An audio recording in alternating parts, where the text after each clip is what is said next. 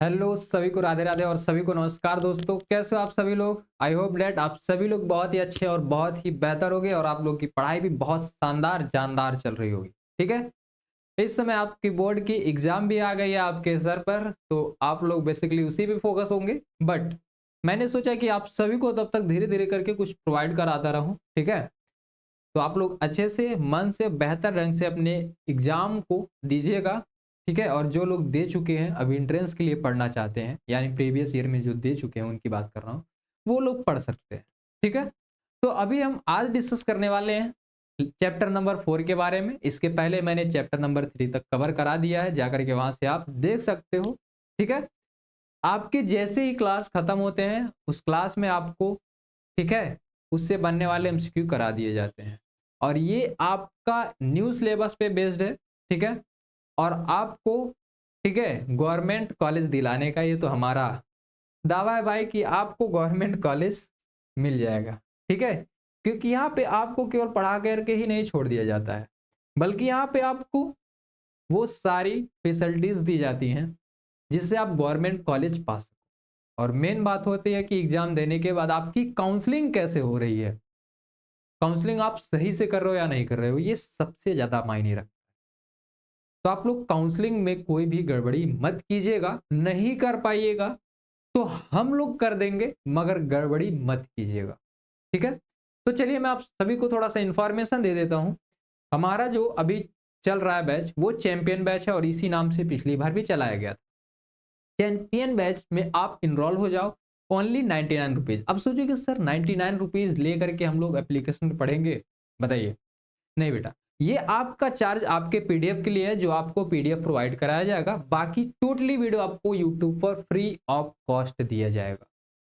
आप semester point के application पे जाकर के विजिट करना, वहां आपको एक सेक्शन मिलेगा एंट्रेंस, पॉलिटेक्निक एंट्रेंस का। यहां जैसे विजिट करोगे आप इस सेक्शन पे आओगे, जाकर के बाय कर लीजिएगा।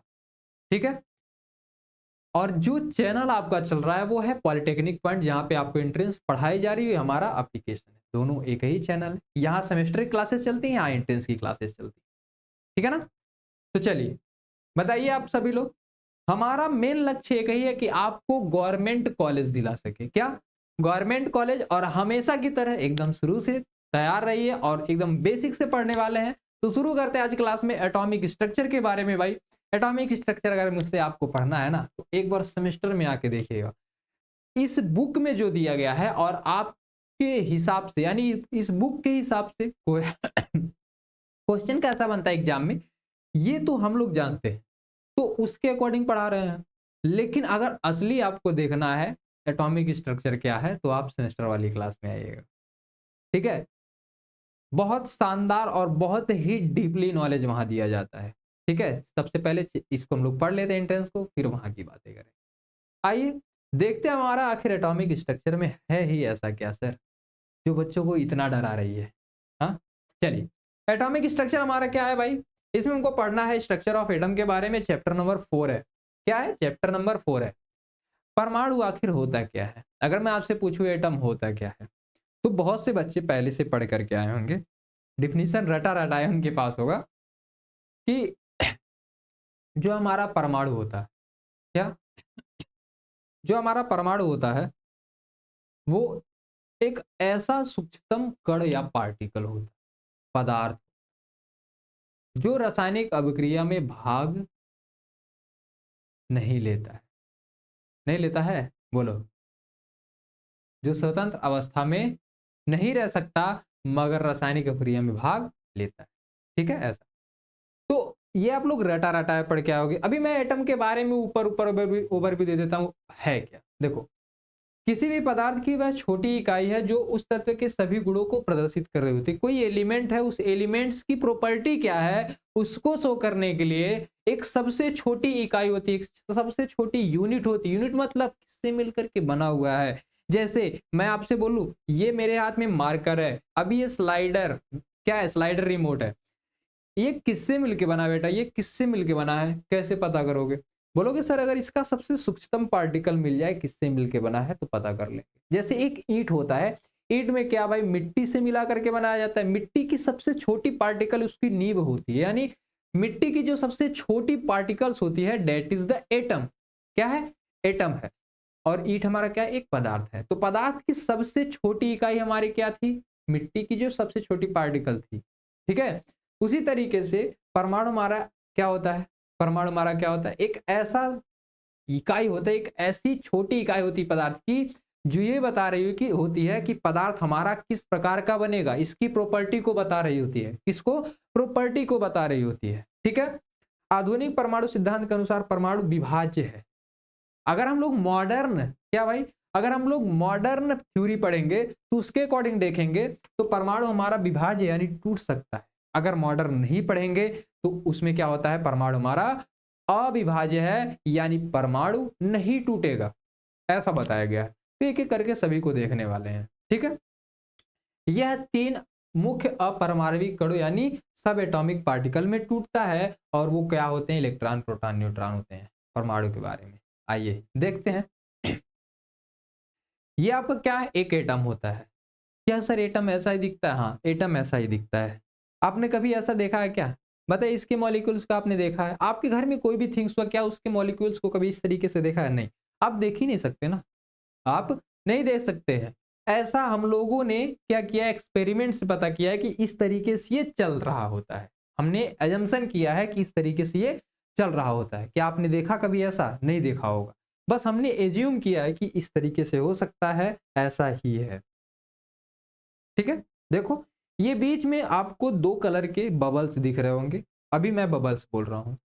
ब्लू वाला क्या है भाई? हमारा एक प्रोटॉन है। रेड वाला क्या है? न्यूट्रॉन है। इसके आउटर में जो ये चक्कर लगा रहा है, ये चक्कर लगा रहा है, इस रिंग पे चक्कर लगा रहा है, इसको इलेक्ट्रॉन नाम देते हैं। क्या नाम देते हैं? इलेक्ट्रॉन। अभी एक बात याद रखो, एक बात क्या है कि इसमें देखोगे तो 2 चीजें हैं। एक क्या है? आपका प्रोटॉन है, दूसरा क्या है? न्यूट्रॉन। ये दोनों जिसमें रहते हैं उसको हम लोग क्या बोलते हैं? नाभिक बोलते हैं, न्यूक्लियस बोलते हैं। क्या बोलते हैं? नाभिक बोलते हैं, न्यूक्लियस बोलते हैं। ठीक है, चलो ये तो ऊपर ऊपर हो गया। अभी डाल्टन का परमाणुवाद आता है। क्या? डाल्टन का परमाणुवाद। डाल्टन का परमाणुवाद का मतलब डाल्टन ने अपनी थ्योरी में क्या कहा? डाल्टन ने अपनी थ्योरी में क्या कहा? सुनो क्या कहा। एक कहानी थोड़ी सी सुन लो मेरी। एक व्यक्ति थे, उनका नाम डाल्टन था। एक व्यक्ति, एक आदमी था जिनका नाम डाल्टन था। वो बहुत ही सुनसान जगह पे बैठे हुए थे, शांति मार्ग के सोच रहे थे, विचार कर रहे थे। तो उनके दिमाग में एक ख्याल आया कि आखिर मेरे सामने जो इतनी बड़ी बड़ी वस्तुएं हैं, छोटी से लेकर के बड़ी तक, आखिर उनका निर्माण कैसे हुआ? क्या? आखिर उनका निर्माण कैसे हुआ? तो उन्होंने कोई एक पदार्थ लिया होगा और उस पदार्थ को उन्होंने इतना तोड़ा कि एक ऐसे पार्टिकल पर जाकर के अटके जहां से वो पार्टिकल टूट नहीं रहा था और सबसे छोटा पार्टिकल बचा हुआ था। यानी उसको उन्होंने तोड़ ही नहीं पाया और वो पार्टिकल सबसे छोटा था। तो जो टूटा नहीं मतलब नॉट डिविजिबल, और सूक्ष्मतम था। क्या था भाई? सबसे छोटा पार्टिकल था। टूटा नहीं यानी नॉट डिविजिबल था और सूक्ष्मतम था। क्या उन्होंने उसको नाम दिया? एटम नाम दिया। एटम जो शब्द है ये ग्रीक वर्ड है बेटा। क्या है? एटम जो हमारा शब्द है ये ग्रीक वर्ड है। एटम क्या हमारा? ग्रीक वर्ड है। ध्यान से सुनना, एटम शब्द हमारा क्या है? Greek word. अब यहां लिख रहा हूं, देखना। एटम हमारा क्या है? एक ग्रीक वर्ड है। ए का मतलब होता है नॉट। ए का मतलब क्या होता है भाई? नॉट होता है। ध्यान से देख, आ जाओ। ए का मतलब जो हमारा होता है वो होता है नॉट। ठीक, और टम का मतलब होता है डिविजिबल। क्या होता है? टम का मतलब डिविजिबल, यानी नॉट डिविजिबल पार्टिकल हमारा एटम कहलाता है। क्या कहलाता है? एटम। ये कौन सा वर्ड है? ये ग्रीक वर्ड है। कौन सा वर्ड है? ये हमारा एक ग्रीक वर्ड है। ग्रीक भाषा में उन्होंने इसका नाम दिया एटम। जब उन्होंने तोड़ा पदार्थ को और देखा एक ऐसा पार्टिकल पे आके अटक गया कि वो टूट नहीं रहा था और बहुत छोटा था, तो उन्होंने उसको कहा ये जो टूट नहीं रहा है और सूक्ष्मतम पार्टिकल है, इसका नाम हम एटम देते हैं। और एटम का ग्रीक वर्ड में होता है, ए का मतलब नॉट, टम का मतलब डिविजिबल, जो डिविजिबल ना हो सके उसको इन्होंने परमाणु नाम दिया। ठीक है, तो तत्व अनेक सूक्ष्मतम कणों से मिलकर के बना होता है। तत्व हमारा कोई भी अनेक सूक्ष्मतम कण से मिलकर बनेगा, जिन्हें हम लोग परमाणु कहते हैं। ठीक, परमाणु अविभाज्य किसके अकॉर्डिंग? डाल्टन के अकॉर्डिंग। याद रखना, डाल्टन ने बताया कि अविभाज्य है क्योंकि तोड़ ही नहीं पाए थे, अर्थात परमाणु को किसी भी विधि द्वारा अन्य सूक्ष्म कणों में नहीं तोड़ा जा सकता। इन्होंने यही बोल दिया, कहा कि परमाणु अब टूटेगा ही नहीं, अनडिविजिबल है, वो नहीं टूटेगा, अविभाज्य है, किसी भी विधि द्वारा आप नहीं तोड़ सकते। लेकिन कहानी कुछ और होने वाली थी। धीरे धीरे समय बदलता गया और अलग अलग महापुरुष आते गए और उन्होंने कुछ अपनी भी बातों को बताया। और वो बातें क्या थी? जस्ट टेक अ मिनट, आ जाओ। परमाणु न तो नष्ट किया जा सकता, अभी डाल्टन ही बोल रहे हैं, परमाणु न तो नष्ट किए जा सकते हैं और ना ही उत्पन्न। परमाणु को भी इन्होंने ना ही नष्ट किया और ना ही उत्पन्न किया। अतः डाल्टन के परमाणुवाद के आधार पर किसी भी तत्व का वह छोटे से छोटा अविभाज्य कण, डाल्टन के अनुसार, परमाणुवाद के अनुसार क्या था? किसी भी तत्व का वह छोटा से छोटा अविभाज्य कण जो उसकी रासायनिक अभिक्रिया में भाग ले सकता है, परमाणु कहलाता है। अभी मैंने क्या बोला? अविभाज्य कण जो रासायनिक अभिक्रिया में भाग ले सकता है, परमाणु कहलाता है। इन्होंने ये बताया। ठीक है, नोट पॉइंट। परमाणु जो है वो ग्रीक वर्ड है जो अभी आपको मैंने बता दिया। ठीक है, देखो क्या है भाई, atom can neither be destroy nor created, यानी ना ही इसको बनाया जा सकता है ना ही इसको तोड़ा जा सकता है। Therefore on A basic of Dalton Atomics, ठीक है, क्या है भाई? डाल्टन के अगर आप देखोगे परमाणुवाद के अनुसार, तो द स्मॉलेस्ट इंडिविजिबल पार्टिकल, जो सबसे सूक्ष्म और individual particle of any element, किसी भी तत्व का, which can be participate in its chemical reaction, वो किसी भी केमिकल रिएक्शन में पार्टिसिपेट कर सकता है, उसी को हम लोग बोलेंगे एटम। क्या बोलेंगे? एटम बोलेंगे। मेरे लैंग्वेज को लेकर के अगर कोई प्रॉब्लम होती है तो जरूर बताइएगा, आप सभी को मैं सारे लेक्चर बहुत लैंग्वेज में प्रोवाइड कराऊंगा। ठीक है, आ जाओ। परमाणुवाद जो है मॉडर्न, अभी मैंने क्या बोला? वो डाल्टन के अकॉर्डिंग था, अभी मॉडर्न के अकॉर्डिंग देखते हैं। मॉडर्न परमाणुवाद क्या, हमारा मॉडर्न एटॉमिक थ्योरी क्या कहती है? ये कहता है परमाणु अविभाज्य नहीं है, विभाज्य है। क्या? परमाणु अविभाज्य नहीं है, बल्कि यह इलेक्ट्रॉन, प्रोटॉन तथा न्यूट्रॉन आदि मूल कणों यानी फंडामेंटल पार्टिकल से मिलकर के बना हुआ होता है तथा इसे पुनः इन कणों में विभाजित किया जा सकता है। यानी कि जो परमाणु है उसको तीन भागों में तोड़ सकते हैं, इलेक्ट्रॉन, प्रोटॉन और न्यूट्रॉन में। किसमें? तीन भागों में तोड़ सकते हैं, इलेक्ट्रॉन, प्रोटॉन और न्यूट्रॉन में। यानी कि जैसे जैसे आपकी साइंस आगे बढ़ी, डाल्टन ने तो तोड़ा नहीं, तो कहानी कुछ बदलने वाली थी। और जैसे आता हमारा मॉडर्न एटॉमिक थ्योरी, इसमें यह सिद्ध हो जाता है कि परमाणु आपका टूट सकता है, वो भी इलेक्ट्रॉन, प्रोटॉन और न्यूट्रॉन में। और जब इलेक्ट्रॉन, प्रोटॉन और न्यूट्रॉन में तोड़ा गया, उसके बाद हमारी साइंस कुछ और आगे बढ़ती है और उसका रास्ता कुछ और होता है। देखिएगा, आप सभी लोग ध्यान से देखिएगा, एक ही तत्व के जो परमाणु होंगे भिन्न भिन्न क्या होंगे? भिन्न भिन्न द्रव्यमानों के भी हो सकते हैं। एक ही तत्व के जो परमाणु होंगे वो क्या होंगे भाई? भिन्न भिन्न द्रव्यमान के हो सकते हैं। ऐसे परमाणु हमारे क्या कहलाएंगे? आइसोटोप्स। आइसोटोप्स मतलब क्या होता है सर? समस्थानिक। इसको मैं अच्छे से बताता हूं, सिंपल दो वर्ड है। एक होता है परमाणु क्रमांक। क्या भाई? एक होता है आपका परमाणु क्रमांक और दूसरा क्या होता है सर? परमाणु भार। दूसरे पेज पे आपको बताता हूं। ठीक है, ये जो लिखा हुआ है उसी को मैं दूसरे पेज पे बताता हूं। देखो, एक हमारा होता है परमाणु क्रमांक। क्या होता है हमारा? परमाणु क्रमांक होता है। और दूसरा क्या होता है? परमाणु भार होता है।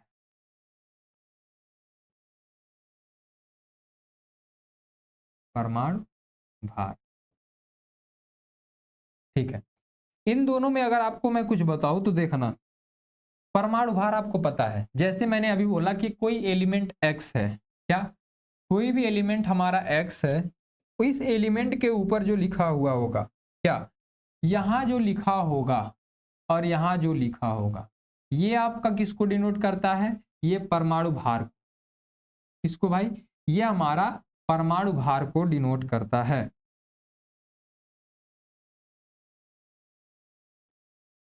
किसको? परमाणु भार को, यानी एटॉमिक वेट। ठीक है, और ये किसको डिनोट करता है? ये डिनोट करता हमारा एटॉमिक नंबर। किसको डिनोट करता है? एटॉमिक नंबर को। चलो, ये दो चीजें हो गई। क्या क्या? एक आपका एटॉमिक नंबर हो गया और दूसरा क्या हो गया हमारा? एटॉमिक वेट हो गया। इन दो चीजों को क्या करता है ये भाई? प्रेजेंट करता है। और एक्स हमारा क्या है? ये एक एलिमेंट है।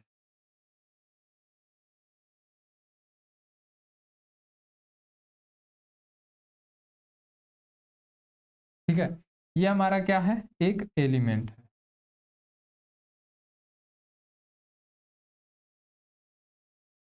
चलो, अभी आपको ये क्लियर होता है। आ जाओ, एक्स हमारा कोई एक एलिमेंट है।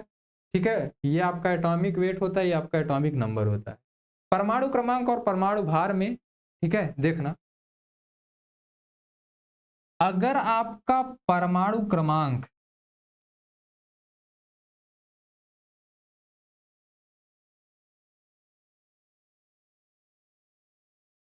अगर आपका परमाणु क्रमांक, ठीक है, क्या है? सेम है। अगर आपका परमाणु क्रमांक, ठीक है, क्या है? सेम है। ठीक है, और परमाणु भार अलग है। क्या है भाई? ये अगर आपका डिफरेंट है, इस कंडीशन में, क्या? इस कंडीशन में परमाणु क्रमांक सेम और परमाणु भार डिफरेंट है। इस कंडीशन में अगर आप बात करोगे तो इस कंडीशन में क्या हमारा निकल के आता है? आइसोटोप्स। क्या आता है? आइसोटोप्स। ठीक है, इसको बोलते हैं समस्थानिक। क्या बोलते हैं?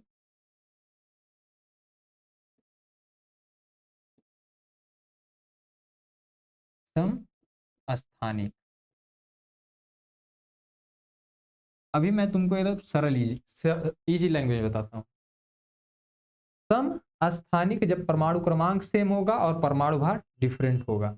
लेकिन अगर यही मैं बात करता हूं आपसे, क्या यही अगर मैं आपसे बात करूं कि अगर आपके परमाणु क्रमांक क्या हो जाए? डिफरेंट हो जाए। क्या हो जाए भाई? डिफरेंट हो जाए। और ये आपका परमाणु भार क्या हो जाए? सेम हो जाए। ठीक, इस कंडीशन में अगर आप देखोगे तो इस कंडीशन में जो आपका निकल के आएगा, वो निकल के आता है आपका, वो निकल के आता है आइसोबार। क्या निकल के आएगा भाई? आइसोबार। ठीक है, इसको बोलते हैं समभारिक। क्या बोलेंगे? समभारिक। चलो, समभारिक का मतलब क्या है? यहां देखना, समभारिक, भारिक मतलब भार, यानी जिसका भार समान हो। भार क्या? परमाणु भार जिसका समान हो और परमाणु क्रमांक अलग हो, वो आइसोबार यानी समभारिक कहलाएंगे। और जिनका परमाणु क्रमांक सेम हो और क्या हो? परमाणु भार अलग हो, वो आइसोटोप्स कहलाएंगे। ठीक है, क्या कहलाएंगे? आइसोटोप्स। बस इतना ही आपको याद रखना था, ये क्लियर हो गया। तो यहां देखना, ये जैसे है, अभी एग्जाम्पल देता हूं। जैसे आपके पास समस्थानिक की मैं बात करूं, तो समस्थानिक जैसे जिनका क्या होगा भाई? परमाणु क्रमांक सेम होगा। क्या होगा?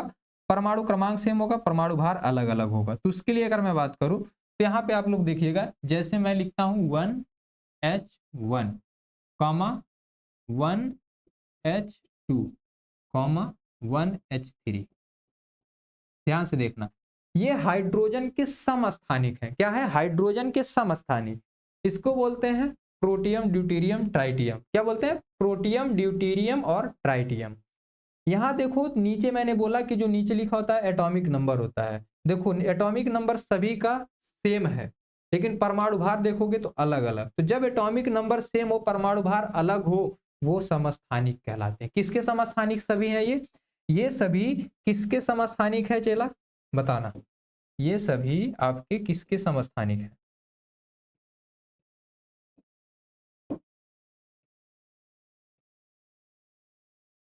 चलिए, ये सभी किसके समस्थानिक है? ये हाइड्रोजन के समस्थानिक। किसके? ये सभी किसके समस्थानिक हैं? हाइड्रोजन के। ठीक है, किसके? हाइड्रोजन के। अभी मैं बात करूं आइसोबार की। यानी समभारिक की। तो समभारिक क्या होता है सर? ध्यान से देखिएगा, जिसके परमाणु भार सेम हो और परमाणु क्रमांक अलग हो। ठीक है, देखना।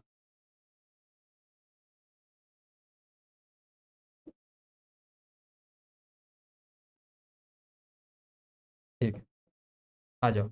यहां देखोगे तो आइसोबार की अगर मैं बात कर रहा हूं, किसकी? आइसोबार की।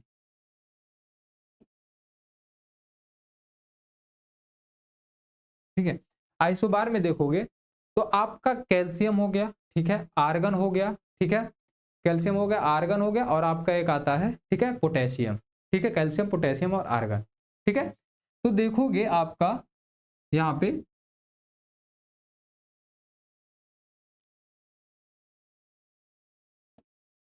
ये आपका आर्गन है। क्या है? आर्गन। आर्गन आता है 18 नंबर, इस पे 18 नंबर। ठीक, ऐसे ही देखोगे आपका, ठीक है, पोटेशियम, पोटेशियम आता है 19 नंबर, इसका भी होता है 40। ऐसे ही आपका एक आता है कैल्शियम, कैल्शियम होता है 20 नंबर पे, ये कितना होता है? 40। ये तीन चीजें मैंने आपको दिखाई, और इन तीनों चीजों में आपको एक चीज कॉमन दिख रही होगी, क्या? बताइए। इन तीन चीजों में आपको एक चीज कॉमन दिख रही होगी, वो है इनका परमाणु भार। क्या है? परमाणु भार। लेकिन परमाणु क्रमांक देखो बदला है, 18, 19, 20 है कि नहीं है? है ना? तो अगर इनको देखोगे आप इनको देखोगे तो इसको बोलेंगे हम लोग क्या भाई? इनको बोलते हैं हम लोग समभारिक, यानी क्या बोलेंगे इसको? आइसो बार बोलेंगे। क्या बोलेंगे? आइसो बार बोलेंगे। तभी समभारिक और समस्थानिक में आपको डिफरेंट एकदम क्लियर हो गया होगा। क्या डिफरेंट आपको एकदम क्लियर होगा? अभी आगे चले, बोलो, आगे चले, आ जाओ। तो ये मैंने आपको बता दिया, ठीक है, आइसोबार और आइसोटोप्स क्या होते हैं। ठीक, अभी देखो फंडामेंटल पार्टिकल की मैं बात कर रहा था ना, किसकी? फंडामेंटल पार्टिकल की बात कर रहा था। ध्यान से देखना मेरे हीरो, आ जाओ। देखो, फंडामेंटल पार्टिकल्स हमारे क्या होते हैं?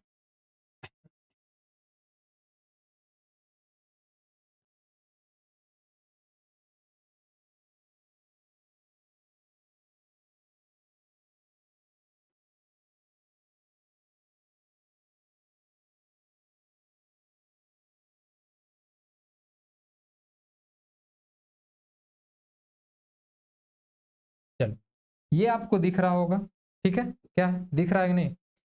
अब इसमें आप देखोगे तो इसमें दो चीजें आपको दिख रही होंगी। क्या? ये जो होता है यहाँ पे प्रोटॉन और न्यूट्रॉन होते हैं, और बाकी साइड पे क्या होता है कि ये जो आपके होते हैं यहाँ चक्कर लगा रहे हो। क्या हो रहे होते हैं भाई? चक्कर लगा रहे होते हैं। ठीक है,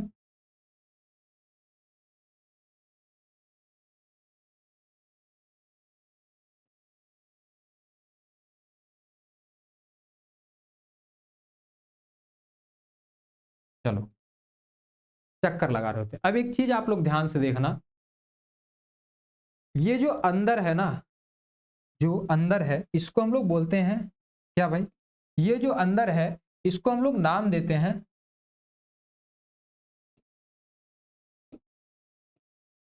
चलो आ जाओ, अभी इसको हम लोग नाम देंगे। ये जो अंदर है इसको हम लोग क्या नाम देते हैं? नाभिक। क्या नाम देते हैं भाई?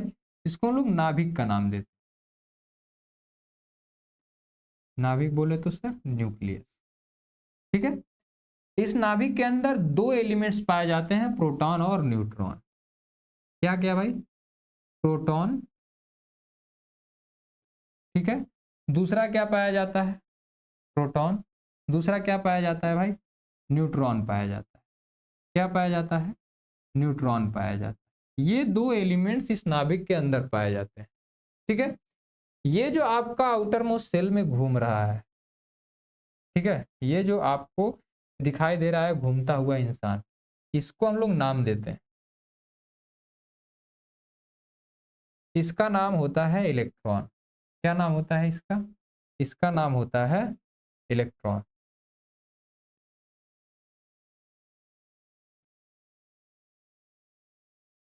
ठीक है, ये हमारा होता है इलेक्ट्रॉन। चलो, इलेक्ट्रॉन हो गया हमारा, नाभिक हो गया, नाभिक में दो पार्टिकल्स प्रोटॉन और न्यूट्रॉन पाए जाते हैं। ठीक है, जो हमारा द्रव्यमान होता है, ध्यान से सुनना, जो हमारा भार होता है,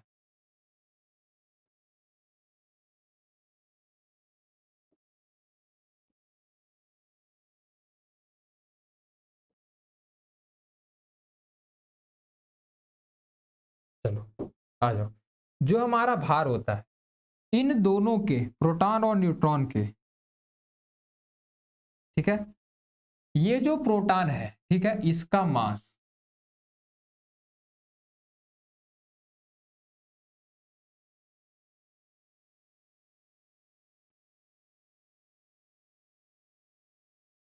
ठीक है, इन दोनों के मास का जो योग होता है वही हमारा नाभिक का द्रव्यमान होता है। क्या, तो बोलूं अगर टोटल द्रव्यमान जो होता है वो किसमें आपका क्या होता है, स्थित होता है, तो आप बोलोगे प्रोटॉन और न्यूट्रॉन के द्रव्यमान में स्थित होता है, यानी नाभिक में। यानी परमाणु का टोटल द्रव्यमान कहाँ स्थित होता है, नाभिक में। क्या भाई, परमाणु का टोटल द्रव्यमान, परमाणु का टोटल द्रव्यमान, परमाणु का मास, ऐसे समझो ना। ठीक है, ये क्या कहाँ होता है भाई, जहां पे आपके प्रोटॉन और न्यूट्रॉन पाए जाते हैं, यानी न्यूक्लियस में होता है। ठीक है, इलेक्ट्रॉन जिस पाथ पर आपका चक्कर लगा रहा होता है, क्या भाई, इलेक्ट्रॉन आपका जिस पाथ पर ये चक्कर लगा रहा होता है उसको हम लोग नाम देते हैं। ठीक है, ये जिस पाथ पर आपका चक्कर लगा रहा होता है इसको नाम देते हैं हम लोग क्या, इसको नाम देते हैं सेल। ठीक है, कौन सा सेल होता है भाई, बताइए, इसको नाम हम लोग देते हैं सेल, कोष। ठीक है, इस सेल में जो इलेक्ट्रॉन फिल होते हैं, ठीक है, इस सेल में जो इलेक्ट्रॉन फिल होते हैं वो 2n² के फॉर्म में फिल होते हैं। ठीक है, किसमें, 2n² के फॉर्म में।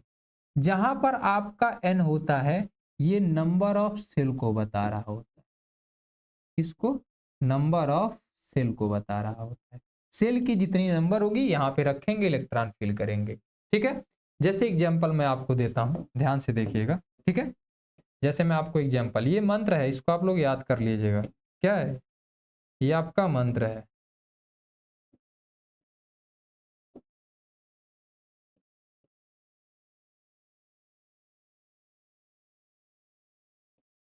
चलो, जैसे मान लो पहले सेल के लिए मैं बात कर रहा हूँ, जैसे आप लोगों ने देखा होगा दो, यहाँ मैंने 8 और यहाँ पे 8 फिल कर दिया।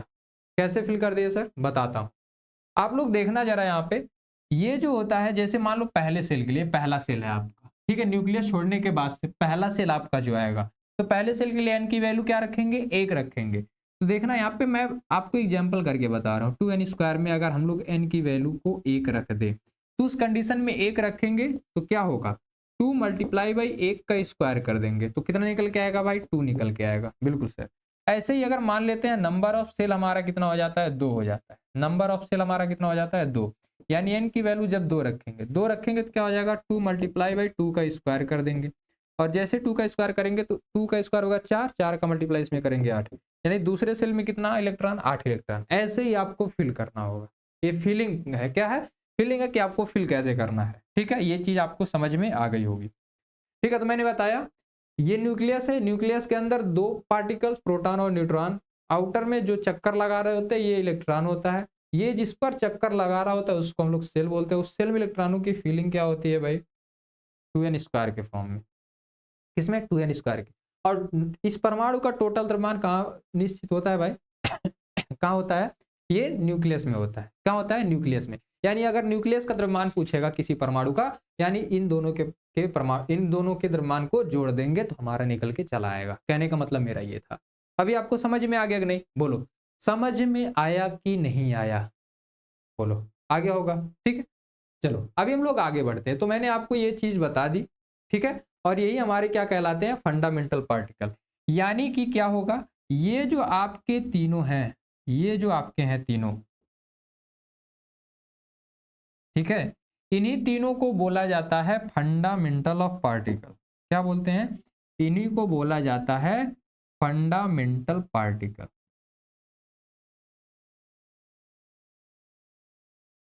चलो, इसी को क्या बोलते हैं? Fundamental particle.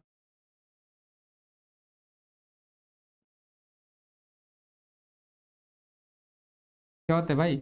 यही हमारे फंडामेंटल पार्टिकल कहे जाते हैं। चलो, क्लियर है? अभी क्लियर हो गया ना? चलो अभी हम लोग आगे बढ़ते हैं। ठीक है, सबसे पहले बात करते हैं इलेक्ट्रॉन की। किसकी बात करते हैं? इलेक्ट्रॉन की। इलेक्ट्रॉन हमारा क्या होता है?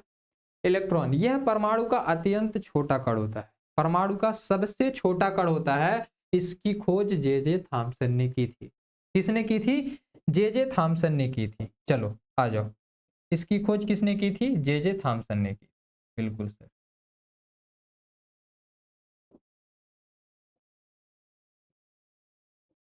ठीक है ना, ये आपको क्लियर हो गया होगा। नेक्स्ट क्या है हमारा, देखना। नेक्स्ट है कि इस कण पर जो चार्ज होता है वो कितना होता है? बताइए। 1.6 गुणे 10 पर पावर माइनस के 19 कूलम। कितना होता है? माइनस के 19 कूलम। ठीक है, अगर मैं इसके द्रव्यमान की आपसे बात कर दूं, किसकी? द्रव्यमान की, तो कितना होता है सर? आ जाओ, इसके अगर मैं द्रव्यमान की बात करता हूं, मास की बात करता हूं, तो मास कितना आता है? 9.1 गुणे 10 पर पावर माइनस के 31 केजी। कितना आता है? माइनस के 31 केजी। ये इसका मास होता है। आप लोग इसको भी, ठीक है, दिमाग में बैठा लीजिएगा। ये इसका क्या होता है? मास होता है। चलिए, ठीक है ना। तो आपको क्या मिला? इलेक्ट्रॉन क्या है? एक छोटा परमाणु का सबसे छोटा कण है, जो जिसका खोज जे जे थॉम्सन ने किया था। इसका जो चार्ज होता है, क्या? इलेक्ट्रॉन पर जो चार्ज होता है वो 1 - 1.6 गुणे 10 पर पावर माइनस के 19 कुलाम होता है। कुलाम को प्रेजेंट किससे करते हैं भाई? सी से करते हैं। कुलाम को इससे प्रेजेंट करते हैं, सी से करते हैं। ये बात आपको समझ में आ गई होगी। ठीक है, चलो, ऐसे ही प्रोटॉन है। अभी प्रोटॉन की बात करोगे तो प्रोटॉन का जो चार्ज होता है वो इतना होता है, मगर ये प्लस में होता है। क्या होता है? ये प्लस में होता है। 1.6 गुणे 10 पर पावर माइनस के 19 कुलाम होता है, लेकिन प्लस में होता है। तो यहां देखोगे, यहां माइनस लगा लेना, छूट गया है। ठीक है, यहां पे आप लोग माइनस कर लेना।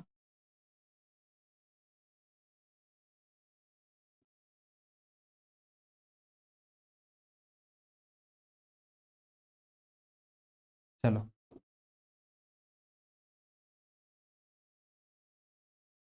देखो, 1.6 गुणे 10 पर पावर माइनस के 19 गुलाम होता है। फर्क कितना होता है कि यहाँ प्लस है और उसमें माइनस होता है, लेकिन लिखते नहीं है हम लोग। यहाँ माइनस होता है इसके सामने, ठीक है, लेकिन लिखते नहीं है। ठीक, यहाँ होता है प्लस, बस इतना ही अंतर होता है, बाकी दोनों पर चार्ज सेम ही होता है। ठीक है, देखो, इसका जो खोज किया था उसने रदरफोर्ड ने किया था। इसका जो खोज था, इसको रदरफोर्ड ने किया था। रदरफोर्ड बोले तो सर ये प्रोटॉन के खोज करता है। एक चीज और याद रखना, आपको कहीं कहीं बुकों में ना मिलेगा रदरफोर्ड के जगह पे गोल्डस्टीन। तो बड़ी बड़ी बुकों में देखोगे तो गोल्डीन का भी बहुत बड़ा हाथ था प्रोटॉन की खोज में। ठीक है, किसका? गोल्डस्टीन का भी बहुत बड़ा हाथ था कि प्रोटॉन की खोज में। ठीक है ना, लेकिन रदरफोर्ड को हम लोग अभी पढ़ेंगे। आ जाओ। इसका जो भार होता है हाइड्रोजन के परमाणु भार के लगभग होता है। यानी कि अगर देखा जाए, इसका जो भार होता है, ये होता है, हट जा भाई, 1 ठीक है, 672 गुणे 10 पर पावर माइनस के 27 केजी। कितना होता है? 27 केजी। ये इसका परमाणु भार होता है। कितना? इसका परमाणु भार होता है प्रोटॉन का। ठीक है ना, देखो 1.67, जैसे न्यूट्रॉन का होता है जितना भार उतना है, लेकिन न्यूट्रॉन पर एक खास बात है कि न्यूट्रॉन पे चार्ज नहीं होता है। क्या? न्यूट्रॉन पे चार्ज नहीं होता, और इसका खोज चैडविक ने किया था। किसने किया था? जेम्स चैडविक ने किया था। और न्यूट्रॉन पर चार्ज नहीं होता, ये न्यूट्रल होता है, लेकिन इस पर मास होता है। क्या होता है भाई? मास होता है। और यही मास सेम हमारा किसका होता है भाई? यही मास हमारा सेम होता है किसका? प्रोटॉन का भी। यही मास हमारा किसका होता है? सेम प्रोटॉन का भी। तो ये बात आप लोग याद रखेंगे। ये उदासीन होता है, न्यूट्रल होता है। कैसा होता है ये? उदासीन होता है, न्यूट्रल होता है। ये बात आप लोग याद रखें। यानी इस पे जो चार्ज होगा वो जीरो होगा। इस पर जो चार्ज होगा वो जीरो होगा। जीरो कूलाम, 0 डिग्री सेल्सियस नहीं, 0 कूलाम ऐसे लिख दो हिंदी में, वरना तुम लोग गड़बड़ कर दोगे। 0 कूलाम, ठीक है। चलो, ये बात आपको पता चल गई। अभी रदरफोर्ड का नाभिकीय परमाणु मॉडल है। रदरफोर्ड का नाभिकीय परमाणु मॉडल हमारा क्या कहता है, ध्यान से देखिएगा। रदरफोर्ड ने एक एक्सपेरिमेंट किया था, क्या? स्कैटरिंग मेथड जानते हैं? स्कैटरिंग मेथड सोने की पन्नी पर इन्होंने किया था, गोल्ड फाइल एक्सपेरिमेंट जिसको बोलते हैं। क्या बोलते हैं? गोल्ड फाइल एक्सपेरिमेंट बोलते हैं। इसमें उन्होंने क्या किया था, सोने की एक पतली पन्नी को लिया, जिसपे उन्होंने क्या किया, अल्फा कणों की बमबारी की। जब इन्होंने अल्फा कणों की बमबारी की, तो उस बमबारी के दौरान इन्होंने कुछ चीजें ऑब्जर्व की। वो ऑब्जर्व करने वाली चीजें क्या थी, वही हम लोग पढ़ने वाले हैं। तो एक्सपेरिमेंट भी आपको बता देता हूँ आपके नॉलेज के लिए, वैसे है नहीं लेकिन बता देता हूं।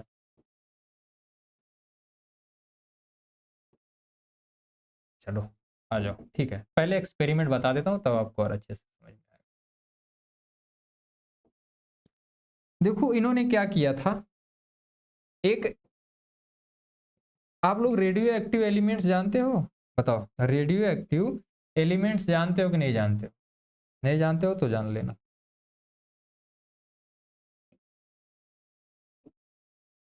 ठीक है। रेडियो एक्टिव एलिमेंट्स अगर नहीं जानते हो तो जान लेना, ठीक है। रेडियो एक्टिव एलिमेंट्स एक ऐसा एलिमेंट होता है जो क्या करता है भाई,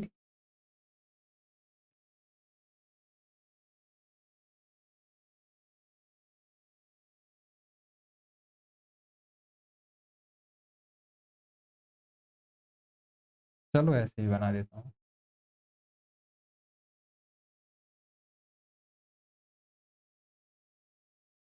ठीक है।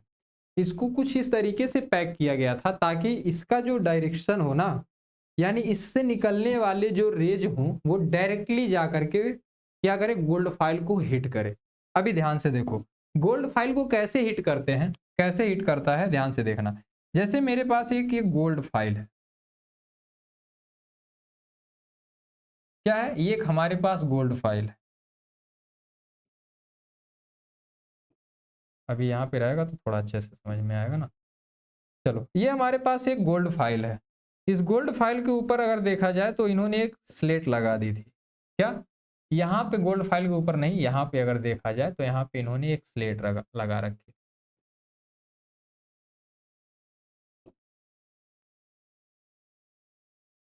चलो, ताकि ये हो सके कि यहाँ से निकलने वाले हर एक रेज क्या हो, इस पे डायरेक्टली हिट कर रहे हो। क्या कर रहे हो भाई? डायरेक्टली हिट कर रहे हो, ठीक है।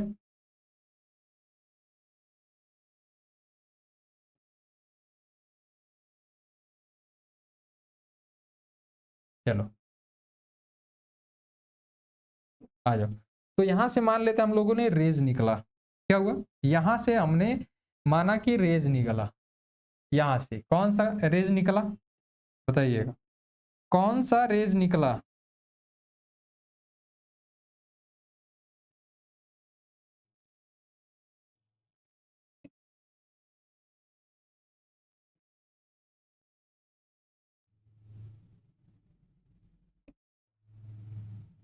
यहां से अल्फा आपके पार्टिकल्स निकल रहे हैं, ठीक है। यहां से क्या हो रहा है, अल्फा पार्टिकल्स निकल के जा रहे हैं। चलो, हो गया। जब यहां से ये रेज निकला ना, तो ये यहां टकराया इस पॉलिथीन पे, और टकराने के बाद क्या हुआ, देखना। टकराने के बाद क्या हुआ, इन्होंने इधर एक प्रतिदीप्त पदार्थ लगा रखा था, क्या? एक प्रतिदीप्त पदार्थ लगा रखा था।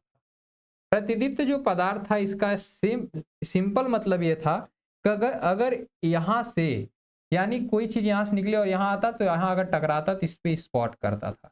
क्या होता था? स्पॉट करता था। स्पॉट मतलब चमचमाता था। कोई चीज अगर इस पे टकराएगा, कोई पार्टिकल, तो ये चमक देता था। इसलिए लगाया गया ताकि अगर इससे कोई भी चीज पास आउट करे तो पता चल सके हमको कि क्या है भाई, इस पर कुछ चीज टकरा रही है। तो क्या हुआ, जब यहां से रेज निकली ना, तो देखा गया कि इस पे कई सारी स्पॉट पाए गए। क्या? कई सारे स्पॉट्स पाए गए थे,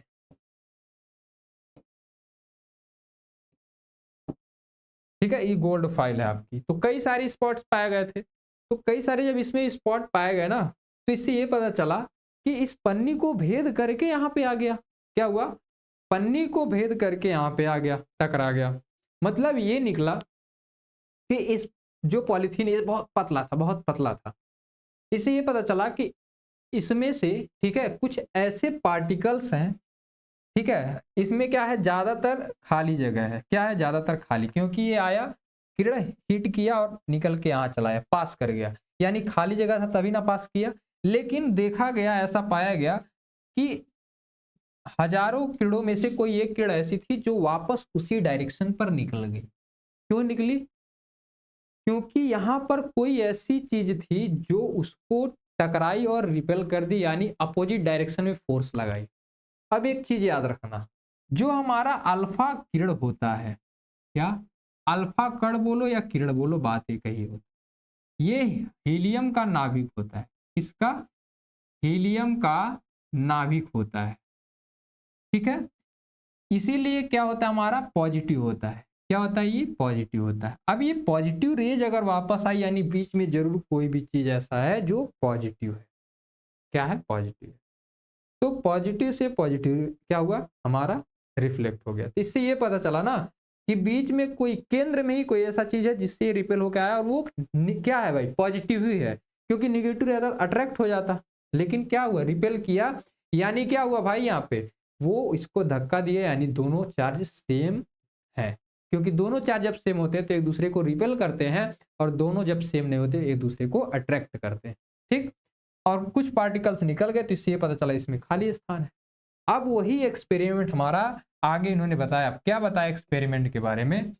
1911 में रदरफोर्ड ने सोने की पतली पन्नी पर अल्फा कणों की बौछार करके प्राप्त परिणामों का एक निष्कर्ष दिया और कहा, अधिकांश कण धातु की पन्नी को भेद करके, यानी जो अल्फा कण से निकल रहे थे अधिकांश कण, वो सीधे निकल जाते हैं, जिससे यह निष्कर्ष निकलता है परमाणु का अधिकांश भाग खाली है, जो मैंने बोला कि ब्लैंक है, ठीक। दूसरा इन्होंने बताया, कुछ अल्फा कण प्रतिकर्षित होकर मूल पथ से विभिन्न कोण बनाते हुए विचलित हो जाते हैं। क्या हो जाते हैं? विचलित हो जाते हैं, जिससे यह निष्कर्ष निकलता है परमाणु के केंद्र में कोई धनावेशित वस्तु है। बहुत थोड़े अल्फा कण जिस मार्ग से आए थे उसी मार्ग से वापस चले गए, ठीक है। जिससे यह निष्कर्ष निकलता है कि परमाणु का समस्त धनावेश किसी अति सूक्ष्म, क्या अति सूक्ष्म आयतन में केंद्रित है, और उसी का नाम दिया गया, रदरफोर्ड ने उसी भाग को नाम दिया न्यूक्लियस। रदरफोर्ड ने उसी भाग को क्या किया, नाम दिया न्यूक्लियस। अभी समझ में आया मेरे बताने का मतलब क्या था उस डायग्राम को? उस डायग्राम के अगर ऑब्जर्वेशन को देखोगे बेटा, ठीक है, अगर इस डायग्राम के ऑब्जर्वेशन को देखोगे, इसका ऑब्जर्वेशन ये निकल के आता है कि जब हमने क्या किया भाई, जब हमने बमबारी कराई, जब हमने क्या किया, बमबारी कराई, ये ऑब्जर्वेशन मैं बता रहा हूं, देखना। यहां से बहुत सारे रेज निकले, ठीक है।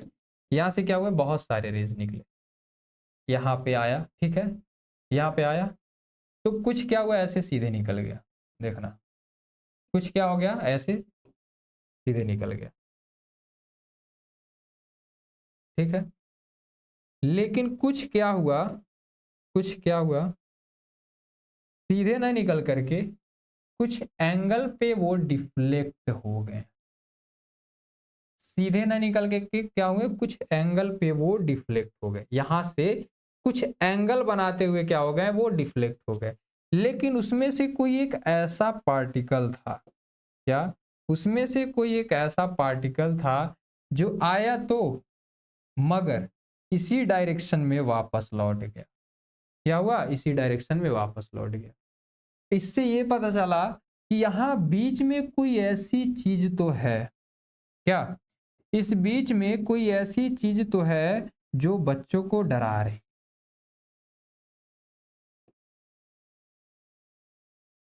क्या है? जो बच्चों को डरा रही। अब देखो, यहां से वापस चला गया, ये पॉजिटिव वाला था, इससे ही पता चला कि पॉजिटिव चीज है, किरण पॉजिटिव थी।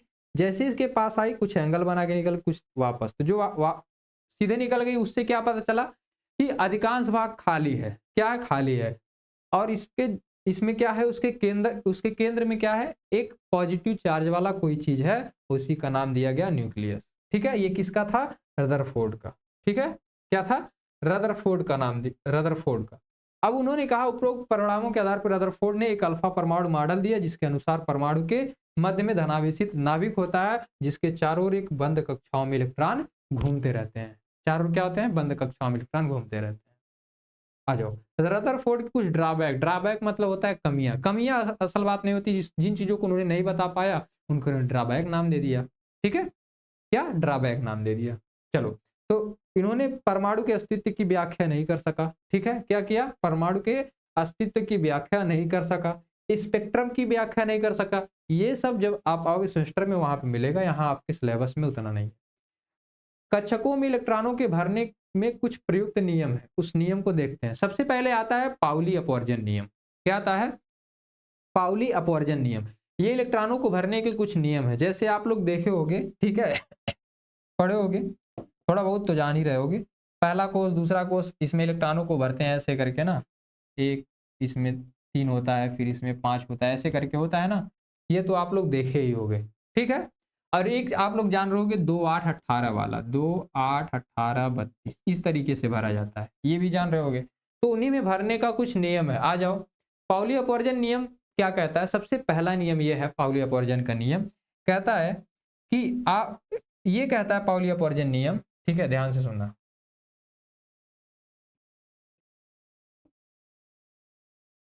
पाउली अपवर्जन नियम, इस सिद्धांत के अनुसार एक कक्षक में अधिकतम 2 ही इलेक्ट्रॉन, क्या एक में अधिकतम 2 इलेक्ट्रॉन रह सकते हैं, लेकिन उनकी चक्र की दिशा एक दूसरे के विपरीत होनी चाहिए। क्या? इनके अनुसार एक कक्षक में अधिकतम 2 ही इलेक्ट्रॉन हो सकते हैं, अधिकतम 2 इलेक्ट्रॉन। अभी जो मैंने बनाया है एसपीडीएफ, आप लोग जान रहे हो, एसपीडीएफ हमारा एक कक्षक होता है। ध्यान से सुनो, पहले इसको देख लो, एस पी डी और एफ, ये 3 चीजें, एस पी डी और एफ। ठीक है, क्या है? S P D F. देखो, ये जो एस है इसमें एक बॉक्स होता है,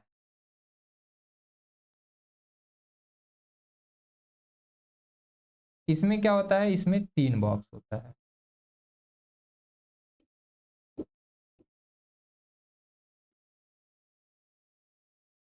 इसमें क्या होता है? 5 बॉक्स होता है। इसमें क्या होता है? 7 बॉक्स। ठीक है, देखो इसमें कितना? 3 है।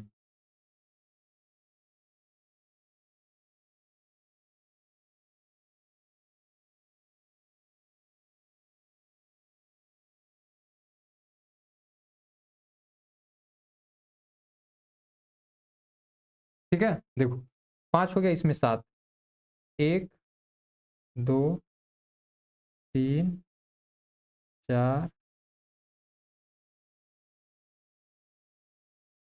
ये 5, ये 6 और 7।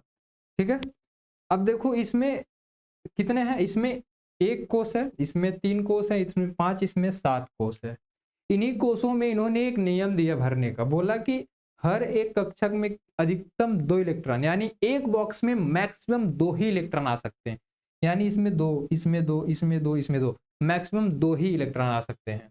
और इनकी चक्रण की दिशा भी क्या होनी चाहिए? अपोजिट होनी चाहिए। यानी अगर एक इलेक्ट्रॉन की स्पिन डायरेक्शन ऐसी है तो दूसरे की ऐसी होनी चाहिए। अब समझे? तो ये पाउली अपवर्जन का नियम था। इन्होंने बताया कि अधिकतम एक कक्षक में 2 ही इलेक्ट्रॉन आ सकते हैं और एक इनकी दिशा एक दूसरे के विपरीत होनी चाहिए। क्या होनी चाहिए? विपरीत होनी चाहिए। ये बात आपको समझ में आ गई। दूसरा नियम क्या है? हुंड का नियम। हुंड का नियम क्या कहता है? इस नियम के अनुसार किसी भी उपकोष यानी सबसेल में इलेक्ट्रॉनों की जो युग्मन होगी, केवल युग्मन के केवल उस समय प्रारंभ होगा जब प्रत्येक कक्षक में पहले एक एक इलेक्ट्रॉन आ जाएंगे। इनके कहने का मतलब ये है, जैसे अभी मान लो हमारे पास ये क्या है? पी वाला उपकोष है, जैसे 3 उपकोष, पी वाला क्या है? पी है। पी में 3 ही होता है, आपको भी पता है पी में क्या होता है? 3 ही होता है। तो ये पी वाला है, 1 2 3 है। अब इन्होंने कहा युग्मन, युग्मन मतलब पेयरिंग तभी होगा, पेयरिंग तभी होगा जब तक सभी में एक एक इलेक्ट्रॉन ना भर जाए, जब तक सभी में एक इलेक्ट्रॉन ना भर जाए। मतलब सबसे पहले आपको क्या करना पड़ेगा? इसमें भी एक, इसमें भी एक, इसमें भी एक, इनमें भरने के बाद अगर इलेक्ट्रॉन बचता है तब आप दोबारा पेयरिंग करेंगे। क्या करेंगे? तब आप दोबारा पेयरिंग कर सकते हैं। अगर नहीं बचता है तो उसी को छोड़ दीजिए, वो फिल हो जाएगा। ठीक है, क्या हो जाएगा, वो फिल हो जाएगा। तो इस नियम के अनुसार यही था हुंड के नियम के। तीसरा आप बाउ का नियम। आप बाउ का नियम क्या कहता है कि इस नियम के अनुसार ऊर्जा की तलस्थ अवस्था में परमाणु अल्पतम ऊर्जा वाले कोष में प्रवेश करते हैं, यानी अल्पतम मतलब सबसे छोटे ऊर्जा वाले कोष में प्रवेश करते हैं, और इस नियम से परमाणु में प्रवेश पाने वाले इलेक्ट्रॉन द्वारा ग्रहण की जाने वाली ऊर्जा के स्तर का निर्धारण किया जा सकता है। ऊर्जा के स्तर का क्या किया जा सकता है, निर्धारण। तो कैसे किया जा सकता है, ध्यान से सुनिएगा। इस नियम के अनुसार इलेक्ट्रॉन उपकोषों में ऊर्जा के स्तरों में कैसे होते हैं, सबसे पहले मैं आपको बताता हूं, ध्यान से सुनो, अभी फीलिंग मैं तुमको सिखा दूंगा। आ जाओ। एसपीडीएफ यहां याद रखो, एसपीडीएफ, ये 1 नंबर पे, ये 2 नंबर पे, ये 3 नंबर पे, ये 4। इतना आपको याद कर लेना है। कर लिए, बिल्कुल सर। अब चलो मैं तुमको इनको लिखने का तरीका याद दिलाता हूं। याद करो, एसपी 2 बार एसपी, ठीक, पहले यस, फिर एसपी, फिर एसडीपी, क्या, एसडीपी, एसडीपी, फिर 2 बार ये भी हो गया, देखो पहले एस, फिर एसपी, फिर एसडीपी, फिर एसएफडीपी लिखोगे, एसएफडीपी। ठीक है, क्या लिखोगे, एसएफडीपी, एसएफडीपी। इतना लिख लो, इतना क्या करो, लिख लो। लिखने के बाद इतना लर्न करो, क्या, सबसे पहले एस, फिर एसपी, फिर एसडीपी, फिर एसएफडीपी। इतना जब आप लिख लेते हो, उसके बाद आपको क्या करना है, इतना जब आप लोग लिख लोगे ना, उसके बाद आपको क्या करना है, ध्यान से सुनो इसको। उसके बाद आप क्या करोगे, इसको लिखोगे, क्या करोगे, लिखोगे। और कैसे लिखोगे चला, देखो, पहले यस को लिखो, इस यस को, फिर इस यस को लिखो, फिर पी को लिखो, थोड़ा सा दूर दूर सबको लिख लो, फिर इसको लिखो, फिर इसको लिखो, ऐसे करके। ठीक है, एसपी हो गया, S D P, S D P. अभी क्या है, S F D P, S F D P हो गया, सभी को लिख लिया। अब इनको बताता हूं फिल करने का, कैसे आखिर इसको बनाया जाता है, कैसे इसको सीरीज को बनाया जाता है। ध्यान से देखो, यस कहां से शुरू होगा, 1 से, यानी एस की काउंटिंग 1 से शुरू करो और जहां तक एस है उतना फिल करते जाओ। जहां एस दिखा वहां तुमको 1 लिखना है, यहाँ दूसरा वाला 2 लिखना है, यहाँ 3 लिखना है, यहाँ 4 लिखना है, यहाँ 5 लिखना है, यहाँ पे 6 लिखना है, यहाँ पे 7 लिखना है। बिल्कुल। अभी देखो पी, अब पी की काउंटिंग 2 से शुरू होगी और जहां तक जाएगा लिखते चले जाना, यानी पी की काउंटिंग 2 से, तो यहाँ लिखो 2, उसके बाद मिलेगा तो 3, यहाँ पे लिखना 4, यहाँ पे लिखोगे क्या, 5, यहाँ पे लिखोगे क्या, 6, यहाँ पे लिखोगे क्या, 7। आ जाओ। इसी प्रकार डी की जब काउंटिंग 3 से होगी तो 3 लिखना, यानी यहाँ पे लिखोगे 3, यहाँ पे लिखोगे 4, यहाँ पे लिखोगे 5, यहाँ पे लिखोगे 6। एफ की काउंटिंग 4 से शुरू होगी, एफ कहाँ पे, यहाँ लिखोगे 4, यहाँ पे लिखोगे 5। ये तुम्हारा बन गया, बस इसी से इलेक्ट्रॉन फिल होता है। और इसी को तुम लोग ऐसे बनाते हो, ऐसे ऐसे ऐसे करके बनाते हो। क्या था इसमें भाई, आखिर इसमें क्या था, बताओ क्या ही था। अब सुनो, अब मैंने तुमको एक चीज बताई थी, क्या, यहाँ पे मैंने तुमको एक चीज बताई, बोला कि एस में 1 होता है, पी में 3 होता है, डी में 5 होता है, एफ में 7 होता है। अगर इनके द्वारा एक में मैक्सिमम 2 इलेक्ट्रॉन जाता है तो एस में मैक्सिमम कितने, 2, पी में कितने जाएंगे, मैक्सिमम 6 इलेक्ट्रॉन जाएंगे भाई, 2 इसमें, 2 इसमें, 2 इसमें 6। ऐसे डी में 10, एफ में 14 इलेक्ट्रॉन, कितने, 14 इलेक्ट्रॉन। बिल्कुल सर। आ जाओ, तो यहाँ आपको वही चीज फॉलो करना है। एस में मैक्सिमम 2 जाता है, पी में मैक्सिमम 6, डी में 10 और एफ में 14। अब अगर मान लो इस पर किसी इलेक्ट्रॉन की फीलिंग करनी है, फीलिंग बोले तो जैसे आपके पास क्या है भाई, हमारे पास कैल्शियम है, कैल्शियम आता है 20 नंबर पे, ये परमाणु क्रमांक होता है। परमाणु क्रमांक हमारा जो होता है परमाणु भार के बराबर होता है, परमाणु भार के कह रहा हूँ, इलेक्ट्रॉनों की संख्या के बराबर और प्रोटॉनों की संख्या के बराबर होता है। फीलिंग इसी की होती है, किसकी, परमाणु क्रमांक की। सबसे पहले इसका अगर हम लोग यहाँ पे निकालेंगे इलेक्ट्रॉन की विन्यास तो क्या होगा भाई, सबसे पहले 2 भरेंगे पहले वाले में, क्या, 2, तो 2 सबसे पहले हमको फिल कर लेना, यहाँ पे 2 हो जाएगा, यहाँ पे 2 हो जाएगा, मैक्सिमम 2 ही है, यहाँ पे 6 जाएगा, 2, यहाँ 6, 6 2 8 और 10, 10 भर चुके, अभी 10 बाकी है फिल करना। यहाँ 2 ही जाता है पता है, इसमें 6 जाता है, 10 8 18 हो गया। अभी कितना फिल करना है हमको भाई, 2, यहाँ पे करोगे 2। अभी देखो 6 4 10, 6 4 10 10 20 फिल हो गया। यही हमारा इलेक्ट्रॉनिक विन्यास होता है। बस तुमको पता था मैक्सिमम इलेक्ट्रॉन किसमें कितना जाएंगे। अगर मान लो यहाँ 19 नंबर का कोई एलिमेंट रहता तो यहाँ 1 लिख देते और क्या, यहाँ पे 1 लिख देते फिल हो जाता। एक अपवाद होता है कि डी कभी भी अपने आउटर मोस्ट सेल में ना ही 4 और ना ही 9, ये दोनों ही कभी भी डी अपने आउटर मोस्ट सेल में इलेक्ट्रॉन रखता ही नहीं है। याद रख लेना, बगल वाले से लेके कंप्लीट कर लेगा, यानी एस से ले लेगा। किससे? एस से ले लेगा। ठीक है ना ये बात। चलो आ जाओ, क्वांटम संख्या क्या होता है। क्वांटम संख्या जो हमारा होता है ये परमाणु के नाभिक के, देखो क्वांटम संख्या क्या होता है कि परमाणु की स्थिति को बता रहा होता है।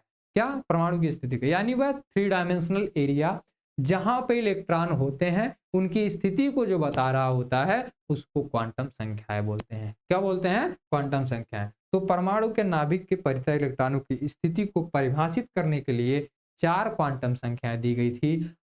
ठीक है, उन्हीं को क्वांटम संख्या बोला जाता है। वो चारों क्वांटम संख्याएं क्या हैं प्रभु, आइए देखते हैं।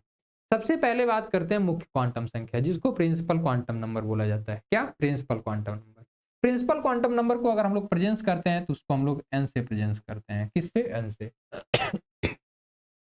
ये बता रहा होता है कि इलेक्ट्रॉनों की स्थिति और ऊर्जा का पता चलता है। प्रिंसिपल क्वांटम नंबर से किसका पता चलेगा? इलेक्ट्रॉन की स्थिति का और उसके ऊर्जा का पता चलता है कि इलेक्ट्रॉन एक्चुअल है कहाँ, उसकी एनर्जी लेवल अभी है क्या। ठीक है, यह शून्य को छोड़कर कोई भी पूर्णांक संख्या हो सकती है, यानी n जो होगा वो 0 को छोड़ करके 1 2 3 ये पूर्णांक संख्या में इनफाइनाइट तक हो सकता है।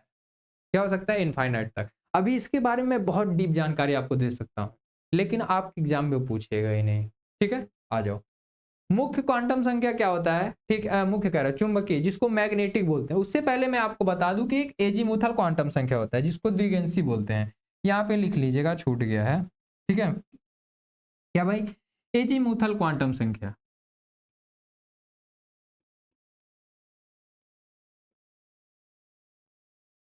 एजीमुथल क्वांटम संख्या होता है ना, इसको बोलते हैं द्विगेंसी। क्या बोलते हैं?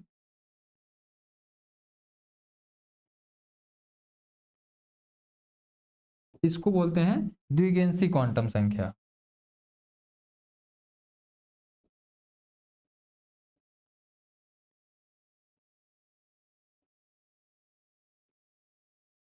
चलो, अभी ये तो हमारा हो गया। ठीक है, आ जाओ, इसके बारे में थोड़ी सी चर्चा कर लेते हैं, आखिर ये है क्या।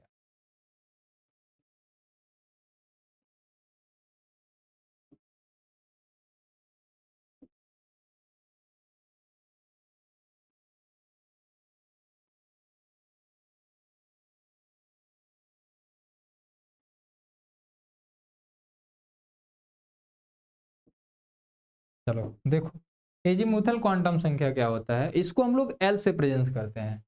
किससे प्रेजेंस करते हैं? एल से। किससे भाई? एल से। जैसे आप लोग मैग्नेटिक को एम से करते हो। किससे? मैग्नेटिक को एम से करते हो। ठीक है, इसी प्रकार स्पिन क्वांटम संख्या को एस से प्रेजेंस करते हैं। जो हमारा एल होता है एजीमुथल क्वांटम संख्या, ठीक है, क्या? एजीमुथल क्वांटम संख्या ये, ठीक है, ये क्या करता है, इसका जो मान होता है एम के मान, इसका जो एजीमुथल क्वांटम संख्या होता है इसके मान पर माइनस एल से लेकर के एम का मान क्या होता है, एम का मान इस पे डिपेंड करता है माइनस एल से लेकर के प्लस एल तक। कहाँ? प्लस एल तक। कहाँ तक भाई? माइनस एल से लेकर के प्लस एल तक इसका मान डिपेंड करता है। इसको मैं सही से लिख देता हूँ, माइनस एल से लेकर के, कहाँ से भाई? माइनस एल से लेकर के प्लस एल तक इसका वैल्यू वेरी करता है और इसी पर एम की मान का डिपेंड करता है। एम का मान इसी पर डिपेंड करता है। अगर एल की वैल्यू आपकी 2 आती है मतलब एम की वैल्यू क्या होगी? 0, माइनस से लेकर के, क्या? माइनस से लेकर के प्लस एल तक, माइनस से लेकर के प्लस एल तक। यानी पहले आप क्या लिखोगे, मान लो एल की वैल्यू 2 आ गई, एल बराबर 2, तो एम की वैल्यू क्या आएगी? तो -2 -1 0 प्लस 1 प्लस 2, ये आपकी एम की वैल्यू होगी, क्योंकि माइनस एल से प्लस एल तक डिपेंड करता है एम का वैल्यू। ठीक है, तो ये बात आप लोग याद रखेंगे। ठीक है ना, ये बात आप लोग याद रखेंगे। ठीक है चलो, अब ये तो हो गया। ठीक है, आगे बढ़ा जाए, आ जाओ। चुंबकीय क्वांटम नंबर यानी मैग्नेटिक क्वांटम नंबर क्या करता है, इसका मान जो है ना एल पर निर्भर करता है, एम के लिए, ठीक है, इसका मान क्या करता है, एल पर निर्भर करता है। ये तो मैंने एम वाला बता दिया। एल की जो वैल्यू होती है वो एन पर डिपेंड करती है। क्या भाई, एन पर डिपेंड करती है, 2n माइनस से 1 तक, ठीक है। ये आपकी एल पर इसकी वैल्यू डिपेंड करती है, ठीक है ना। चलो आ जाओ, यहाँ देखना एम पर डिपेंड करता है, एम के माइनस एल से प्लस एल तक इसकी वैल्यू हो सकती है। चक्कर क्वांटम संख्या का मतलब होता है कि ये स्पिन को बताएगा। जैसे एक कोष में आपके इलेक्ट्रॉन है, 2 इलेक्ट्रॉन है, एक कोष में आपके 2 इलेक्ट्रॉन है, यहाँ पे 1 इलेक्ट्रॉन ये 1 इलेक्ट्रॉन ये। अगर पहले कोष के लिए देखा जाएगा, ठीक है, या पहले इलेक्ट्रॉन के लिए, तो इसकी देखो ये इसकी डायरेक्शन क्लॉकवाइज है। जब क्लॉकवाइज होगा यानी अपवर्ड डायरेक्शन में, तो उसकी वैल्यू प्लस के 1/2 लेंगे, देखो। और अगर डाउनवर्ड डायरेक्शन में है तो उसकी वैल्यू हम लोग क्या लेंगे, माइनस के 1/2 लेंगे। क्या लेंगे, माइनस के 1/2 लेंगे अगर इसका स्पिन डाउनवर्ड डायरेक्शन में है, ठीक है। चलो, परमाणु क्रमांक और परमाणु भार, परमाणु क्रमांक और परमाणु संख्या देखना। परमाणु क्रमांक क्या होता है, देखो परमाणु क्रमांक जो हमारा होता है, क्या परमाणु क्रमांक, हमारा परमाणु क्रमांक ही हमारा परमाणु क्रमांक जो होता है वही इलेक्ट्रॉनों की संख्या के बराबर होता है। क्या भाई, इलेक्ट्रॉनों की संख्या के बराबर होता है। तो नंबर ऑफ इलेक्ट्रॉन बराबर नंबर ऑफ प्रोटॉन, यानी परमाणु क्रमांक ही इलेक्ट्रॉनों और प्रोटॉनों की संख्या के बराबर होता है, ठीक है। क्या होता है, बराबर। तो परमाणु क्रमांक क्या होगा, प्रोटॉनों की संख्या और इलेक्ट्रॉनों की संख्या के बराबर होता है हमारा परमाणु क्रमांक, ठीक है। क्या होता है, बराबर होता है, ठीक है। परमाणु द्रव्यमान क्या होता है, एक चीज और, ये जो होता है इसको जेड से प्रदर्शित करते हैं। इसको किससे प्रदर्शित करते हैं भाई, जेड से। किससे, इसको हम लोग जेड से प्रदर्शित करते हैं। परमाणु द्रव्यमान क्या होता है, ये दोनों का योग होता है। ये जो परमाणु द्रव्यमान होता है इसको ए से प्रेजेंट करते हैं, ठीक है। ये क्या होता है, न्यूट्रॉनों और प्रोटॉनों की संख्या के योगफल के बराबर होता है।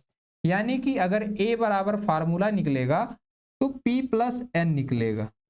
क्या निकलेगा, हट जा भाई, P प्लस एन निकलेगा। क्या निकलेगा, P प्लस एन।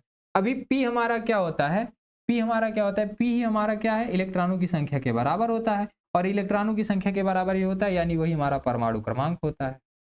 क्या होता है, परमाणु क्रमांक। और इसी को जेड से प्रेजेंट करते हैं। यानी कि एक फार्मूला अगर यहाँ से देखें तो कभी कभी आपको ए बराबर जेड प्लस एन देखने को मिलेगा, तो आप लोग घबराइएगा मत, जेड हमारा प्रोटॉन ही होता है। क्या होता है, प्रोटॉन ही होता है। तो ये बात आप लोग याद रखिएगा, ठीक है। ये बात आप लोग दोनों याद रखिएगा कि किसको कैसे प्रेजेंट किया जाता है, ठीक है ना। चलो, ये बात आपको समझ में आ गई होगी, आगे बढ़ा जाए। बोलो, ये फार्मूला होता है, इसी से आपके न्यूमेरिकल सॉल्व होंगे। तो द्रव्यमान संख्या बराबर प्रोटॉनों की संख्या प्लस न्यूट्रॉनों की संख्या होती है। द्रव्यमान संख्या बराबर परमाणु क्रमांक लिखो या न्यूट्रॉनों की संख्या लिखो, देखो उसी को लिखा परमाणु क्रमांक, उसी को इलेक्ट्रॉनों की संख्या लिखा। तो इतने तीनों फार्मूला होते हैं, यानी ए बराबर जेड प्लस एन होगा, जेड को पी भी लिख सकते हैं, ठीक है। अब देखिए, अभी आपका थ्योरी जितना था, थ्योरी पार्ट कवर हो गया। अब हम लोग डायरेक्टली आते हैं अपने एमसीक्यू क्वेश्चन पे। एमसीक्यू क्वेश्चन पे क्या है, ठीक है, इन सभी के बारे में डिस्कस करते हैं और सभी को सॉल्व करते हैं। आइए देखिएगा, सबसे पहले बात करते हैं क्वेश्चन नंबर पहले के बारे में। एक परमाणु के नाभिक में होते हैं कौन, क्या क्या होते हैं भाई परमाणु के नाभिक में। अभी तो जस्ट मैंने आपको बताया, पॉलिटेक्निक 2008 में पूछा गया प्रश्न है कि एक परमाणु के नाभिक में क्या क्या होते हैं, बताइए क्या क्या होते हैं। केवल प्रोटॉन होता है, नहीं सर। प्रोटॉन तथा न्यूट्रॉन होते हैं, बिल्कुल सर। केवल न्यूट्रॉन होता है, नहीं सर। इनमें से प्रोटॉन, न्यूट्रॉन, इलेक्ट्रॉन तीनों होते हैं, नहीं। नाभिक में केवल दो चीजें होती हैं, प्रोटॉन और न्यूट्रॉन होता है, ठीक है। आ जाओ, कैथोड किरणों की खोज किसने की थी। कैथोड किरणों की खोज जिससे इलेक्ट्रॉन का पता चलता है, गोल्डस्टीन ने किया था, जे थॉमसन ने किया था, रदरफोर्ड ने, नील बोर ने। तो एक चीज जानो, ईंट पर नाच आप लोग पढ़े होंगे, क्या, ईंट पर नाच। इसका मतलब क्या है कि इलेक्ट्रॉन को जे थॉमसन ने, इलेक्ट्रॉन को इसने भाई जे थॉमसन ने, ठीक है। प्रोटॉन को यानी पी बराबर प्रोटॉन को रदरफोर्ड ने, किसने, रदरफोर्ड ने। और न्यूट्रॉन को किसने भाई, बताना, न्यूट्रॉन को किसने, जेम्स चैडविक ने। किसने भाई, चैडविक ने, ठीक है। अभी देखो, तो बात किसका है भाई, हमारा यहाँ देखना कैथोड किरण, जिससे किसका पता चलता है, इलेक्ट्रॉन, इलेक्ट्रॉन का पता मतलब जे जे थॉम्सन। कौन थे भाई, जे जे थॉम्सन। तो ना ही गोल्डस्टीन रहेंगे, ना ही रदरफोर्ड रहेंगे, ना ही नील्स बोर, कौन रहेंगे भाई, जे जे थॉम्सन रहेंगे। आ जाओ, यहाँ पे देखना परमाणु के नाभिक में स्थित प्रोटॉनों तथा न्यूट्रॉनों की संख्या कहलाती है। प्रोटॉन और न्यूट्रॉन, अभी मैंने बोला कि प्रोटॉन प्लस न्यूट्रॉनों की संख्या हमारी क्या कहलाएगी, यही हमारी परमाणु द्रव्यमान कहलाएगी। परमाणु द्रव्यमान को ए से प्रेजेंट करते हैं, यानी ए बराबर पी प्लस एन। तो क्या कहलाएगा, परमाणु द्रव्यमान संख्या परमाणु भार कहलाए, तुल्यांकी भार परमाणु संख्या क्या कहलाएगा, द्रव्यमान संख्या कहलाएगा। क्या कहलाएगा, द्रव्यमान संख्या कहलाएगा। यानी ये वाला करेक्ट है, ये भी नहीं होगा, ये भी नहीं होगा और ये भी नहीं होगा। ठीक, आ जाओ। जब एक इलेक्ट्रॉन उच्च कक्षा से निम्न कक्षा में आता है तब वह क्या करता है। देखो, यहां पे मैं बोलूं एक सर्कल है, ये पॉइंट है, इस पॉइंट पे मैं खड़ा हूं, तुमको मैं बोलूं कि सर्कल पे दौड़ो, एक सर्कल ये है, इससे एक सर्कल ये, एक सर्कल ये, बोला तुम इस पे दौड़ो, इस पे तुम रन कर रहे हो, मैं इस बीच में खड़ा हूं। जैसे जैसे तुम्हारी एनर्जी घटेगी ना, तुम धीरे धीरे क्या करोगे, सर्कल को बदलोगे और इस सर्कल में आओगे, इस सर्कल से आते आते इस सर्कल में आ जाओगे। तो क्या हो रही है, जब तुम हाइयर यानी कि उच्च कक्षा से लो कक्षा में जा रहे हो, यानी एनर्जी का लॉस कर रहे हो, तब ना जा रहे हो, तो क्या होगा बताओ, एनर्जी का लॉस करोगे, यानी ऊर्जा का उत्सर्जन करोगे, अवशोषण नहीं करोगे। तो क्या होगा, ऊर्जा का उत्सर्जन होगा, ना ये होगा, ना ये और ना ये। ठीक है ना, आ जाओ। डाल्टन के परमाणुवाद के अनुसार वह सूक्ष्मतम कण जो स्वतंत्र अवस्था में रह सकता है क्या कहलाता है। डाल्टन के अनुसार क्या कहलाता है, वो परमाणु कहलाता है। ये तो आप सभी को पता है भाई, परमाणु कहलाएगा। ठीक, एक तत्व का परमाणु क्रमांक, देखो परमाणु क्रमांक मतलब प्रोटॉनों की संख्या या जेड बोलो, ठीक है। यही प्रोटॉनों की संख्या होगी, यही इलेक्ट्रॉनों की संख्या होगी, यही हमारा जेड होगा, तीनों ही एक ही होता है। ठीक है, परमाणु भार दिया हुआ है, यानी ए की वैल्यू दी है। ठीक है, क्या ए की वैल्यू बोला, क्या उसमें न्यूट्रॉनों की संख्या बताइए। आपको पता है कि पी बराबर, आपको पता है ना, आपको पता है कि पी ए बराबर होता है, ए बराबर, ठीक, पी प्लस एन होता है, ये तो आपको पता है। तो ए की वैल्यू कितनी है भाई, 39 है। पी की वैल्यू कितनी है भाई, 19 है। एन की वैल्यू नहीं फाइंड आउट कर पाओगे, तो एन की वैल्यू यहां से क्या निकल के आएगी, 20। कितनी निकल के आएगी, 20। ये बताओ क्लियर है, बोलो क्लियर है। कौन सा करेक्ट आंसर होगा भाई, बोलो कौन सा करेक्ट आंसर होगा।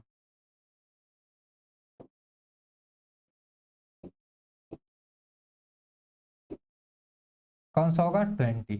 ठीक है, क्या होगा, 20 होगा। चलो, नेक्स्ट क्वेश्चन है, कैल्शियम परमाणुओं में प्रोटॉन तथा न्यूट्रॉन तथा इलेक्ट्रॉनों की संख्या का मान क्या होगा।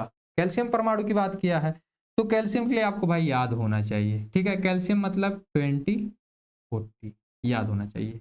इसका परमाणु क्रमांक 20 होता है, परमाणु भार 40। तो परमाणु क्रमांक हमारा क्या कहलाता है, प्रोटॉन कहलाता है, और यही हमारा इलेक्ट्रॉन कहलाता है। यानी कि यहां से हमको ये पता चल गया क्या, कि पी की वैल्यू जो है, ठीक है, वो भी 20 है, और जो इलेक्ट्रॉन है वो भी 20 है। बोला क्या कि न्यूट्रॉन की संख्या बताइए, तो आपको ये पता है कि ए बराबर हमारा होता है पी प्लस एन। ए हमको पता है 40, लिख लो, पी की वैल्यू 20 लिख लो, एन की वैल्यू फाइंड आउट करनी है, तो एन की वैल्यू कितनी निकल के आ जाएगी, 20। ठीक है, तो ये भी हमारी क्या निकल के आएगी, 20, यानी ये भी हमारा 20 होगा। तो ऑप्शन नंबर हमारा ए क्या होगा, करेक्ट हो जाएगा। आ जाओ, एक तत्व का परमाणु भार, एक तत्व का जो परमाणु भार है वो 45 है, 45 है, यानी यहाँ पे ए की वैल्यू दिया है। क्वेश्चन को सॉल्व करने से पहले सबसे पहला टेक्निक होता है कि फाइंड आउट डाटा को कलेक्ट करना। जो डाटा दिया सबसे पहले उसको लिखो, उसके बाद देखो उसमें कमी क्या है, उसके बाद फाइंड आउट करो। सबसे पहले ए हमारा दिया हुआ है 45। अभी बोला परमाणु क्रमांक, परमाणु क्रमांक बोले तो क्या भाई, इलेक्ट्रॉनों की संख्या हो सकती है, प्रोटॉनों की संख्या हो सकती है, बराबर जेड हो सकता है नहीं, बराबर जेड। ये क्या होता हमारा 21 है। बोला क्या, परमाणु में इलेक्ट्रॉन तथा न्यूट्रॉनों की संख्या बताइए। भाई अब बोलो इलेक्ट्रॉन की संख्या तो साफ दिख रहा है 21 होगा, बिल्कुल। तो सबसे पहले इलेक्ट्रॉन बोला है तो इलेक्ट्रॉन का निकल के चला आया कितना 21। अभी क्या न्यूट्रॉनों की संख्या, तो न्यूट्रॉनों की संख्या के लिए फिर से वही फार्मूला अप्लाई करना है हमको, फिर से क्या कर देना है अपने को, वही फार्मूला अप्लाई कर लेना है, ए बराबर पी प्लस एन वाला। ठीक है, ए का वैल्यू 45 है, यहाँ से पी की वैल्यू हमारी 21 है, यहाँ से एन की वैल्यू फाइंड आउट करनी थी, तो कितनी निकल के आ जाएगी भाई 42 यानी 24। यानी क्या निकल के आएगा 21 और 24, ये हमारा करेक्ट आंसर होगा। क्या निकल के आएगा 21 और 24 हमारा करेक्ट आंसर होगा।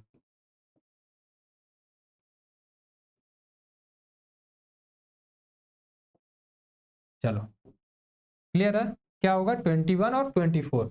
तो 21 24 कहाँ पे है, यहाँ पे। अब कितने लोग ना ये कर देंगे 24 21, नहीं गलत हो जाएगा। सबसे पहले इलेक्ट्रॉन पूछा है फिर न्यूट्रॉन पूछा है, यानी इलेक्ट्रॉन की संख्या सबसे पहले रहेगी फिर न्यूट्रॉन की, यानी ये वाला ऑप्शन सही होगा। कितने लोग इसको टच कर देंगे तो ये गलत हो जाएगा।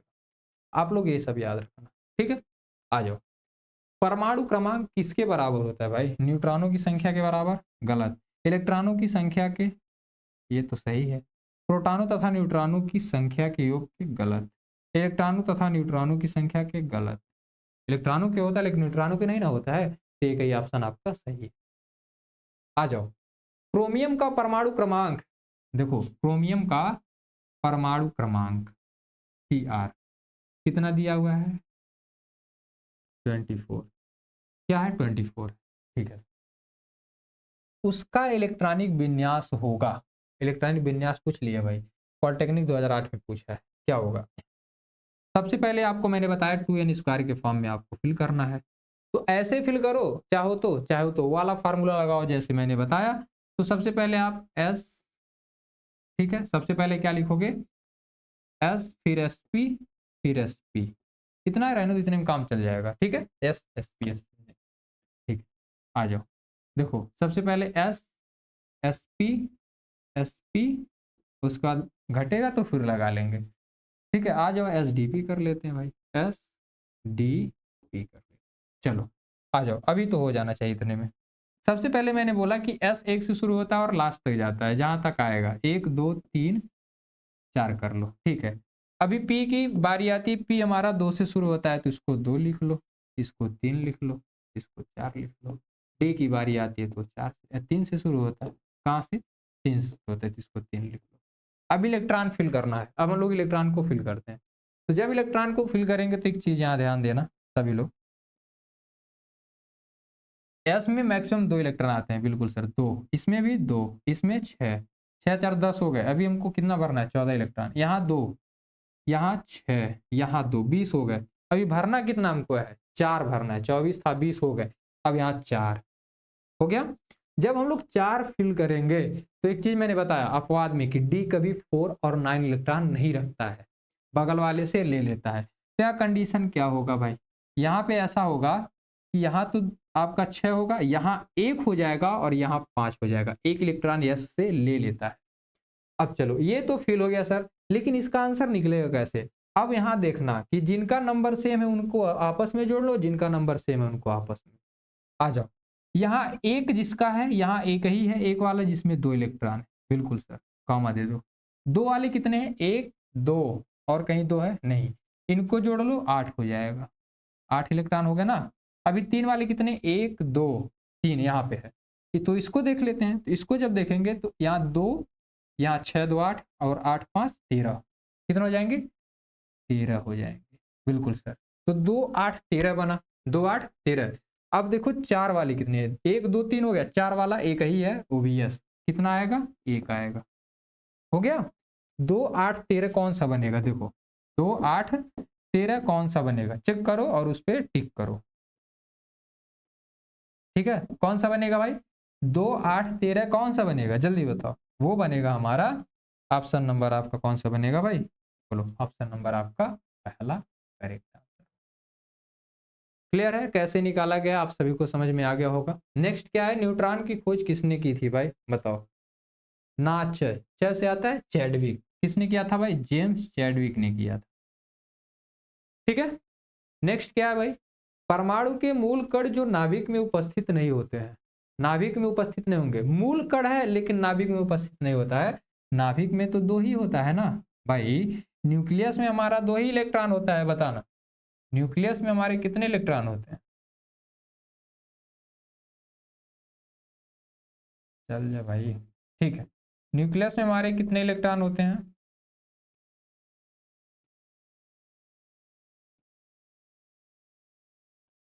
न्यूक्लियस में हमारे कितने? दो ही चीज होते हैं, एक प्रोटॉन होता है, दूसरा न्यूट्रॉन होता है। तो बोला क्या कि जो नाभिक में उपस्थित नहीं होता, कौन नहीं होता है भाई? इलेक्ट्रॉन नहीं होता है। तो क्या होगा? प्रोटॉन होगा? नहीं, इलेक्ट्रॉन होगा। बिल्कुल सर, इलेक्ट्रॉन हमारा क्या होगा? बिल्कुल सही। ये भी नहीं होगा, ये भी नहीं। निम्न में से किस मूल कण पर ऋणावेश होता है? किस मूल कण पर क्या होता है? ऋणावेश होता है। आपको ये बताना कि कौन से फंडामेंटल पार्टिकल पर हमारा निगेटिव चार्ज होता है। तो आपको मैंने बताया कि पी हमारा पॉजिटिव का होता है, ई हमारा यानी इलेक्ट्रॉन क्या होता है? निगेटिव का होता है। और बाकी न्यूट्रॉन तो हमारा भाई न्यूट्रल है ही। क्या है? ये तो हमारा न्यूट्रल है, ठीक है, उदासीन होता है। तो निगेटिव चार्ज हमारा इलेक्ट्रॉन पर होता है। किस पर होता है? इलेक्ट्रॉन पर। ठीक है, आ जाओ। न्यूट्रॉन पर आवेश का क्या होता है भाई? ये तो उदासीन होता है, अभी जस्ट मैंने आपको बता दिया। क्या होता है? उदासीन होता है, ठीक है ना। प्रोटॉन है क्या है? पॉलिटेक्निक में पूछा गया है 2012 में। प्रोटॉन हमारा क्या है? एक हाइड्रोजन का नाभिक होता है, बताइएगा। एक मूलभूत कण है, धनावेशित कण है, ये सभी, बिल्कुल ये सभी होगा। हाइड्रोजन का ये क्या होता है? नाभिक होता है। प्रोटॉन हाइड्रोजन का नाभिक होता है। अब पूछोगे कैसे? प्रोटॉन हमारा देखो एक ही चार्ज इस पे होता है, ये पॉजिटिव चार्ज वाला होता है। और ये पॉजिटिव चार्ज हाइड्रोजन में, हाइड्रोजन के पास केवल एक इलेक्ट्रॉन होता है। क्या होता है? एक इलेक्ट्रॉन होता है। और वही हमारा प्रोटॉन की संख्या बन जाती है। क्या कहलाती है? प्रोटॉनों की संख्या। तो वह हाइड्रोजन का एक नाभिक होता है। आ जाओ। परमाणु की प्रथम कक्षा में अधिकतम इलेक्ट्रॉन हो सकते हैं। परमाणुओं की प्रथम कक्षा में, पहले कक्षा में मैक्सिमम इलेक्ट्रॉन। तो मैंने 2n² आपको बोला था। यहां से देखोगे प्रथम कक्षा मतलब एक, बोला है ना। प्रथम कक्षा यानी n की वैल्यू यहां बोल रहा है, सीधे बोल रहा है कि आप n की वैल्यू भैया एक रखो। जैसे एक रखोगे यहाँ दो निकल के आएगा। कैसे निकल के आएगा सर, बताइएगा। देखो, यहाँ 2 मल्टीप्लाई बाई 1 का स्क्वायर कर दो। इसका 1 का स्क्वायर कितना निकल के आ जाएगा? 2 निकल के आएगा। यानी पहले कक्षा में मैक्सिमम 2 इलेक्ट्रॉन होंगे, ठीक है। और अगर वो वाला नियम लगाते उसमें मैक्सिमम 2 इलेक्ट्रॉन आते। परमाणु का समस्त भार केंद्रित होता है कहाँ पे? मैंने बोला था ना, स्टार्टिंग में ही बोला था कि समस्त भार परमाणु का कहाँ पे केंद्रित होता है, बताइए। परमाणु का जो समस्त भार होता है वो कहाँ होता है केंद्रित? आपको मैंने बताया तो कहाँ होता है? वो आपका नाभिक में होता है। कहाँ पे होता है भाई? वो आपका नाभिक में होता है। तो समस्त भार परमाणु का कहाँ होता है? नाभिक में। ये आपका करेक्ट आंसर होगा, ठीक है। परमाणु के नाभिक की खोजकर्ता, परमाणु के नाभिक के खोजकर्ता कौन थे? गोल्डस्टीन, रदरफोर्ड, थॉमसन, चैडविक, कौन थे भाई? गोल्डस्टीन तो नहीं थे, अभी मैंने आपको पढ़ाया। रदरफोर्ड ने क्या किया था? गोल्ड फाइल एक्सपेरिमेंट किया था और उससे नाभिक का पता लगाया था। थॉमसन नहीं थे, ना ही चैडविक, ठीक है। आ जाओ। 92 यूरेनियम 238 में न्यूट्रॉनों की संख्या आपको बतानी है। ये जानते हो कैसे लिखा गया है? ये लिखा गया है आपका इस तरीके से, 92 यूरेनियम 238, ऐसे लिखा गया है। ये परमाणु क्रमांक, इसमें न्यूट्रॉनों की संख्या बतानी है भाई। परमाणु क्रमांक बराबर क्या होता है? आप लोग बताओ, बताओ क्या होता है? तो 238 करोगे बराबर 92 करोगे प्लस में n करोगे। अभी n की वैल्यू यहाँ से क्या फाइंड आउट करोगे आप? 2 माइनस करोगे 6 आएगा, यहाँ से माइनस करोगे यहाँ पे 1, 16 आ जाएगा। 13 अच्छा, इधर 4 यहाँ पे आ जाएगा, 146 निकल के आएगा, 146, ठीक है। 146 आपका करेक्ट आंसर होगा। समझ में आ गया आप सभी को? बोलो, आप सभी को समझ में आ गया? बताओ, आगे चला जाए। चलो, ये आपका लास्ट क्वेश्चन था, ठीक है। कितने क्वेश्चन मैंने आपको करा दी? टोटल 19 क्वेश्चन मैंने आपको कराया है, ठीक है। इस 19 क्वेश्चन में आपको देखो हर चीज मैंने क्लियर कर दिया है, ठीक है। अभी आपको एटम के बारे में मैंने आपको ये भी चीज बता दिया, ठीक है। ये आपको कोई बताएगा नहीं, एंट्रेंस वाले मैंने बता दिया, ठीक है। ये आपका सेमेस्टर में था, बाकी मैंने आपको ये भी समझा दिया है, ठीक है। देखोगे तो मैंने मतलब सारी चीजें आपको कवर करा दी है। आई होप डेट आपको अच्छे से समझ में आया होगा। हर एक टॉपिक को अच्छे से क्लियरिटी के साथ मैंने डिस्कस किया है और सभी को मैंने अच्छे से आपको बता दिया है, ठीक है। तो मुझे आपके कमेंट का इंतजार रहेगा। आप सभी लोग बताइएगा कि आपको ये क्लास कैसा लगा और आप लोग अपने पढ़ाई को अच्छे से कीजिए। फिर मिलते हैं अगले नेक्स्ट क्लास में, तब तक के लिए मेरे तरफ से आप सभी को राधे राधे, सभी को नमस्कार और सभी को जय हिंद।